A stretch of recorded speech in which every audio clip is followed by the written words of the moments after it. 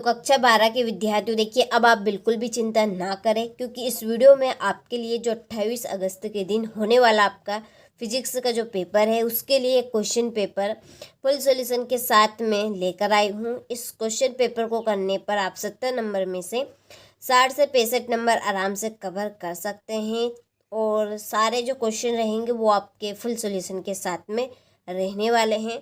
तो चलिए बिना किसी देरी की वीडियो को हम शुरू करते हैं और सारे प्रश्नों को एक एक करके समझ लेते हैं।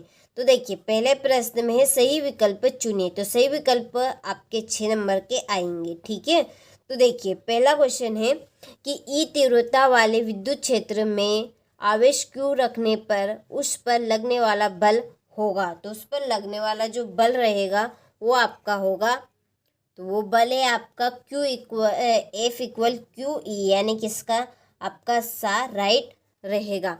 दूसरा है कि किसी बिंदु आवेश से दूरी r पर विद्युत क्षेत्र अनुक्रमानुपाती होता है। तो इसका आंसर है आपका 1/r²। तीसरा है कि समविभव पृष्ठ और विद्युत क्षेत्र रेखाओं के बीच कोण होता है 90 डिग्री का। चौथा है समान धारिता के दो संधारित्र पहले समांतर क्रम में तथा फिर श्रेणी क्रम में जोड़े जाते हैं। दोनों स्थितियों में परिणामी धारिता का अनुपात होगा, तो 4:1। इसका सा राइट रहेगा। पांचवा है कि ताप बढ़ाने पर प्रतिरोध घटता है। तो ताप बढ़ाने पर किसका प्रतिरोध घटता है? तो अर्धचालक का। छठा है किसी चालक में विद्युत प्रवाह है। तो किसी चालक में विद्युत प्रवाह है मुक्त इलेक्ट्रॉनों का प्रवाह, ठीक है। चलिए तो ये आपके सही विकल्प हो चुके हैं। स्क्रीनशॉट आप अच्छे से ले, अच्छे से तैयारी करें ताकि आप सभी अच्छे से अच्छे नंबर कवर कर सके। चलिए क्वेश्चन नंबर 2 में है रिक्त स्थानों की पूर्ति कीजिए। पहला है धातु का परावैद्युतांक खालिस्तान होता है अनंत, कैसा? अनंत। दूसरा है दो विद्युत ध्रुवों के बीच की दूरी दुगनी कर देने पर उनके मध्य आकर्षक प्रतिकर्षक बल खालिस्तान गुना हो जाएगा। तो 1/16 गुना। तीसरा है किरचॉफ का प्रथम नियम खालिस्तान के सिद्धांत पर आधारित है। तो आवेश संरक्षण के सिद्धांत पर, आवेश संरक्षण के सिद्धांत पे। चौथा है विद्युत धारा खालिस्तान राशि है, तो एक अदिश राशि विद्युत धारा। पांचवा सेल के खुले परिपथ में उसके इलेक्ट्रोड के अधिकतम विभवांतर को खालिस्तान कहते हैं। विद्युत वाहक बल क्या कहेंगे? विद्युत वाहक बल। छठा है पारे का प्रतिरोध तापमान बढ़ाने पर खालिस्तान हो जाता है बढ़ जाता है, ठीक है। चलिए तो स्क्रीनशॉट आप ले अच्छे से। इसके बाद में जोड़ी देखते हैं। पहली जोड़ी है चर कुंडली धारामापी। तो इसकी जोड़ी है आपकी धारा का चुंबकीय प्रभाव। शंट युक्त धारामापी अमीटर। क्रम में उच्च प्रतिरोधक जोड़ा धारामापी वोल्टमीटर। लारेंज बल है QU sin थीटा। चुंबकीय फ्लक्स है फाई इक्वल BA।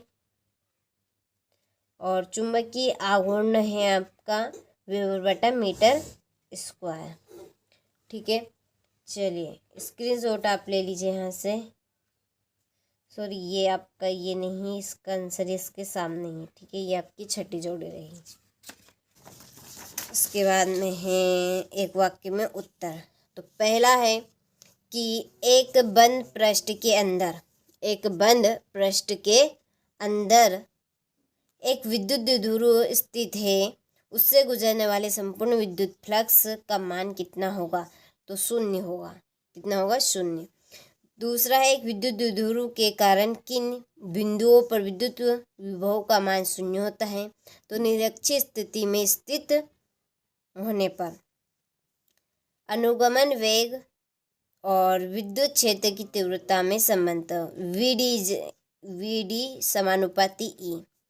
लेंज का नियम किस नियम के अनुकूल है? ऊर्जा संरक्षण के नियम पे। पांचवा है कि जब किसी विद्युत परिपथ को भंग किया जाता है तो उत्पन्न प्रेरित धारा की दिशा क्या होगी? तो लेंज के नियम के अनुसार। ठीक है, चलिए तो स्क्रीनशॉट आप ले लीजिए यहाँ से। इसके बाद में आपके सत्य तो यहाँ पे मैंने टिक मार्क लगा दी हैं, तो स्क्रीनशॉट ले और अच्छे से आप इनको कंप्लीट करें। इसके बाद में है छठा क्वेश्चन कि दो विद्युत क्षेत्र रेखाएं एक दूसरे को क्यों नहीं काटती? विद्युत क्षेत्र की परिभाषा, मात्रक एवं विमीय सूत्र लिखिए। तो चलिए अब हम इनके आंसर देख लेते हैं क्वेश्चन नंबर 6 से लगाकर 20 तक के सारे प्रश्नों के। तो देखिए, तो ये है आपका छठे का आंसर। यदि दो विद्युत क्षेत्र रेखाएं एक दूसरे को काटती हैं तो कटान बिंदु पर विद्युत क्षेत्र की दो दिशाएं होगी।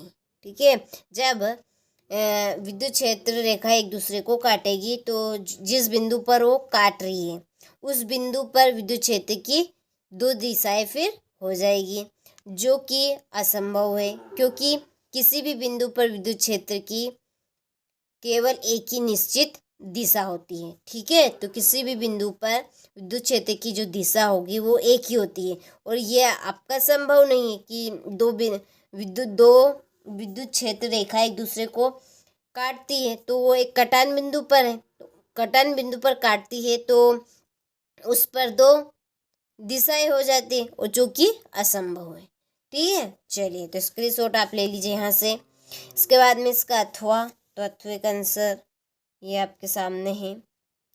इसके बाद में है अगला क्वेश्चन 7वां, विद्युत क्षेत्र की परिभाषा, मात्रक एवं विमीय सूत्र लिखिए। तो विद्युत क्षेत्र की परिभाषा है कि विद्युत क्षेत्र किसी आवेश या आवेशों के समूह के चारों ओर का वह क्षेत्र है कि जिसमें कोई अन्य आवेशित कण विद्युत बल का अनुभव करता है।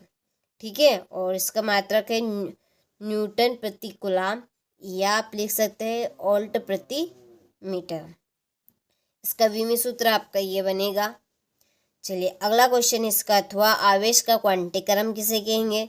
तो आवेश का क्वांटीक्रम यहाँ बताता है कि किसी भी वस्तु पर आवेश हमेशा एक निश्चित न्यूनतम मान का पूर्णांक गुणज होता है, अर्थात कहे कि आवेश को अनिश्चित रूप से विभाजित नहीं किया जा सकता है। ठीक है, आवेश जो है उसको अनिश्चित रूप से हम विभाजित नहीं कर सकते। चलिए इसके बाद में 8वां क्वेश्चन है, विद्युत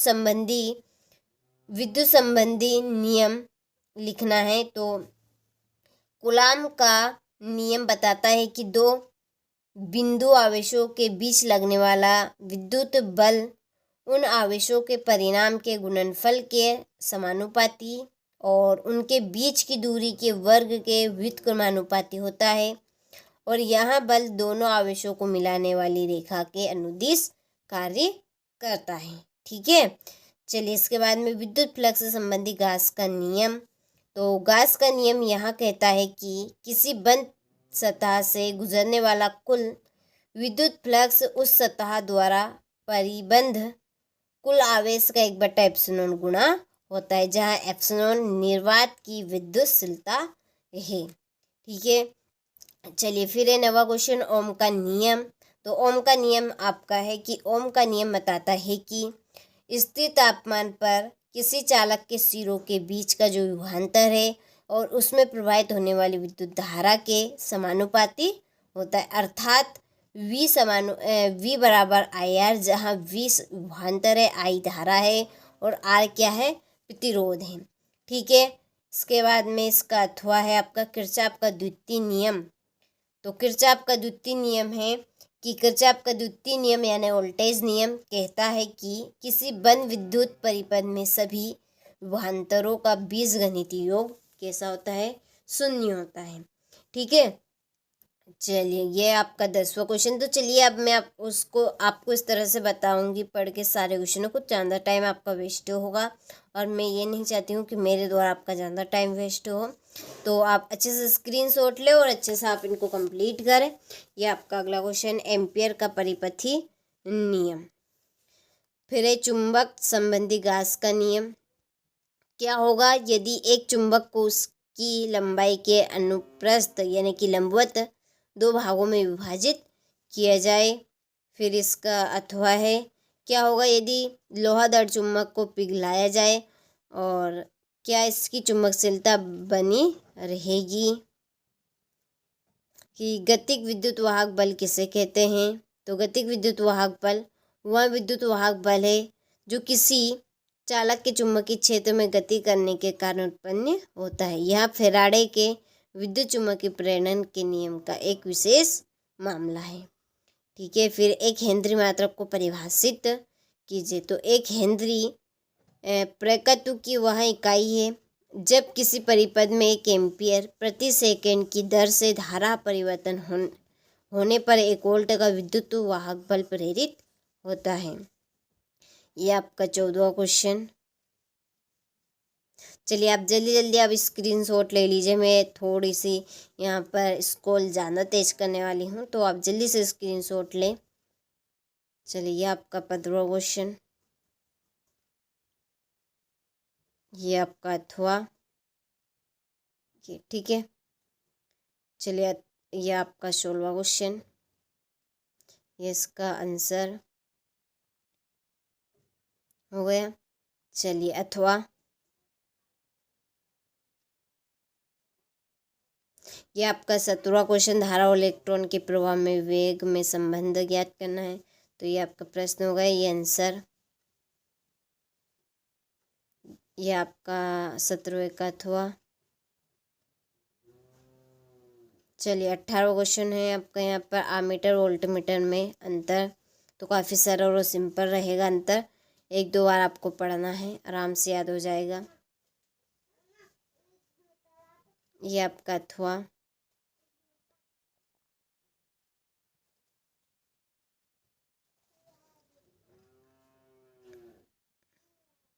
चलिए आपका 19वां क्वेश्चन।